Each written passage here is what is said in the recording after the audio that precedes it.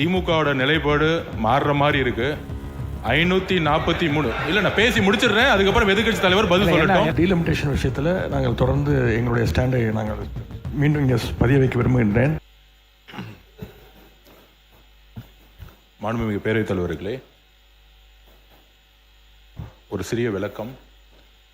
நேற்று தென்மண்டல முதலமைச்சருடைய மாநாடு நடந்தது.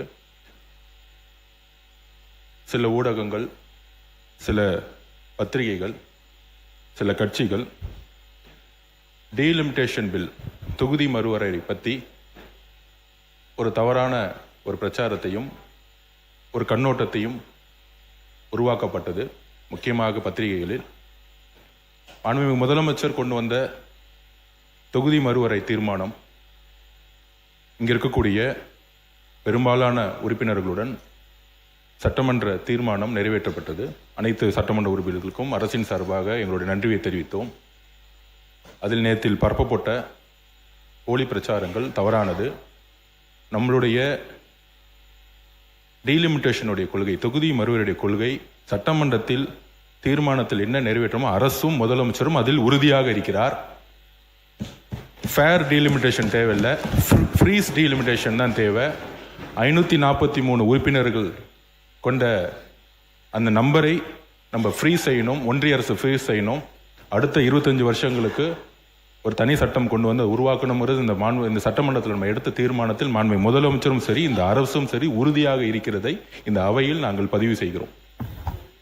பொதுப்பணித்துறை அமைச்சர்களுக்கு நீங்கள் அனைத்து சட்டமன்றங்களும் கட்சி வித்தியாசம் இல்லாமல் எங்களுடைய அலுவலகத்துக்கு உங்களுடைய தொகுதி குறைபாடு பற்றி எழுதி கொடுக்கலாம் என்று சொல்லியிருந்தீர்கள். இந்த சில உறுப்பினர்கள் அதை திங்கட்கிழமை மாலை வரைக்கும் அந்த நேரத்தை நீடித்து தருமாறு கேட்கின்றார்கள். அதை பற்றி மாண்புமிகு அமைச்சர் உறுதியாக திங்கட்கிழமை மட்டுமல்ல, செவ்வாய்க்கிழமை வரைக்குமே நம்ம நம்மளுடைய துறை இருக்கக்கூடிய சிஇஓ மற்றும் செக்ரட்டரிஸும் வெயிட் பண்ணிட்டு இருக்க ரெடியாக இருக்கும். நெடுஞ்சாலை, பொதுப்பணித்துறை, விளையாட்டு சம்பந்தமாக அனைத்து சட்டமன்ற உறுப்பினர்களும் கொடுக்கக்கூடிய கோரிக்கைகளை நிறைவேற்றுவதற்கு எங்களுடைய அலுவலக பணிகள் இருப்பாங்க.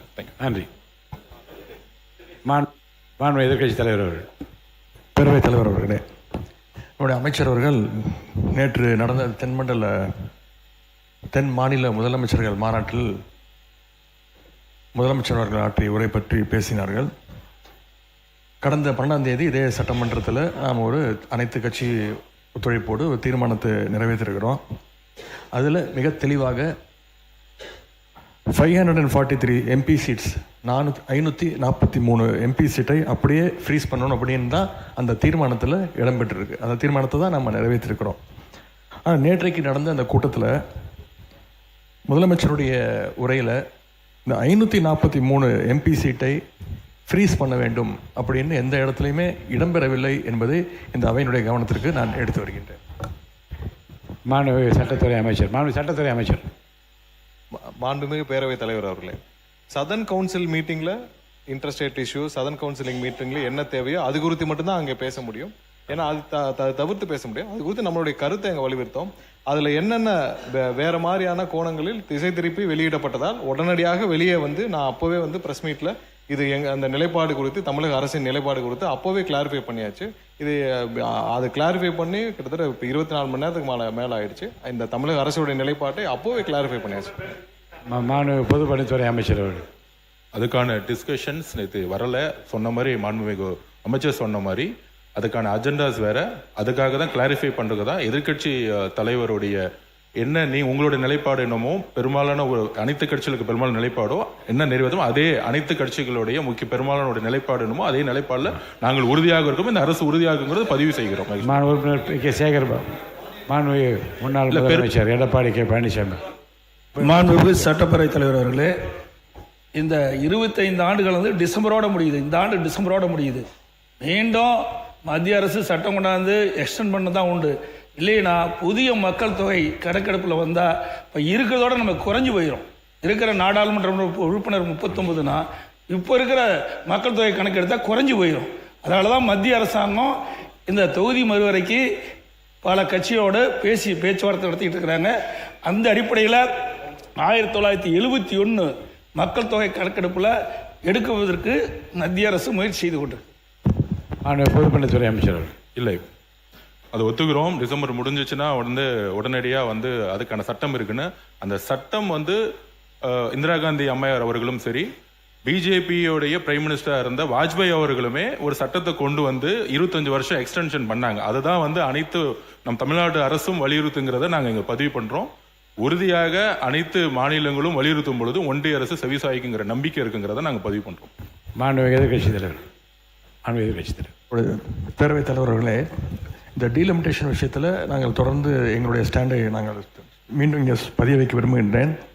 எங்களை பொறுத்த வரைக்கும் ஏற்கனவே இந்த அசெம்பிளியில் பாஸ் பண்ண தீர்மானத்தின்படி 543 அப்படிங்கிற அந்த நம்பர் கண்டினியூ செய்யப்பட வேண்டும்.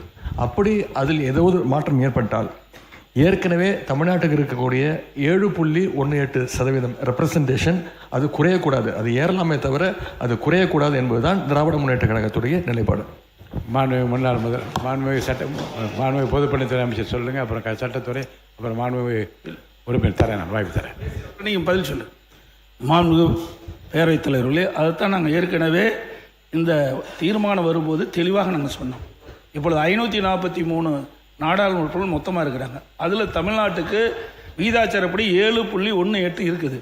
அதே போல் தொகுதி மறையறை வருகின்ற பொழுதும் தமிழகத்திற்கு 7.18 வீதாச்சாரப்படி இருக்க வேண்டும் என்பதுதான் அனைத்து இந்திய அண்ணா திராவிட நிலைப்பாடு. மாண்புமிகு பொதுப்பணித்துறை அமைச்சர். இல்லை, இந்த பேரவைத் தலைவர்களே, இந்த டீலிமிட்டேஷனை பற்றி ஒரு 2 நிமிஷம் நான் பேசினோம். திமுகவோட நிலைப்பாடு மாறுற மாதிரி இருக்கு. 543 இல்ல, நான் பேசி முடிச்சிடுறேன், அதுக்கப்புறம் எதிர்க்கட்சி தலைவர் பதில் சொல்லட்டும். என்ன மாறுற மாதிரி விளக்கம் சொல்லுங்க. நான் பேசி முடிச்சிடுறேன், பேசி முடிச்சிட்டு எதிர்க்கட்சி தலைவர் பதில் சொல்லட்டும். மாறுற மாதிரி நீங்க சொல்லுங்க. பேசி முடிச்சிட்டு அதுக்கப்புறம் எதிர்க்கட்சி தலைவர் பதில் சொல்லட்டும். நம்மளுடைய குறிக்கோள் ஃபேர் இல்ல, 7.18 இருக்கணும், அப்படியே தான் இருக்கும்.